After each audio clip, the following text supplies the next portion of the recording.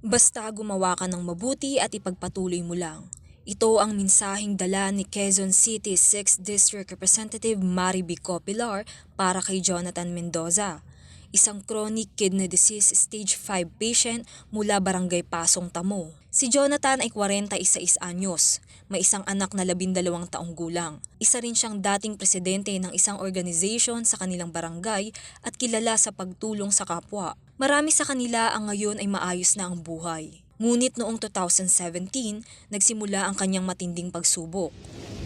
2017, nagpa-doktor kami. So, nagpa-opera ako dyan sa NKTI. Pinatanggal ko kasi lagi kong sumasakit yung tagiliran ko. So, nakita na may mga kidney stones ako. Na-diagnose si Jonathan ng chronic kidney disease stage 5 at kinakailangan na ng regular na dialysis. Pinili niya ang fistula bilang paraan ng gamutan dahil ito lamang ang kanyang kaya. May mga komplikasyon na rin siyang dinaranas tulad ng hyperparathyroidism at paglaki ng puso.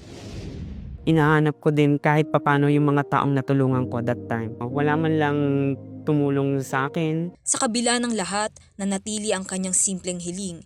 Ang humaba pa ang kanyang buhay para sa kanyang ina at anak na siya niyang lakas at kahinaan. Dahil sa kanyang kondisyon, humingi siya ng guarantee letter mula kay Representative Marivic Copilar para sa operasyon sa parathyroid. Hindi niya inaakala na personal siyang bibisitahin ng kongresista habang isinasagawa ang panayam.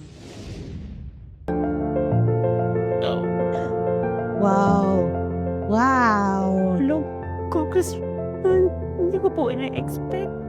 Ay, Akala ko sila lang. hindi. Pinuntahan ka kasi wish mo lang ito, di ba? Ibinahagi rin ni Copilar na siya mismo ay isang cancer survivor matapos ma-diagnose ng thyroid cancer noong 2019. At bilib ako sa iyo. Balita ko, nagtitiktok ka, kumisita ka ng sarili mo, kahit yung mga kaibigan mong mga LGBT, talagang tinulungan mo at inahon mo no, na hindi na sila mabulong sa masamang bisyo.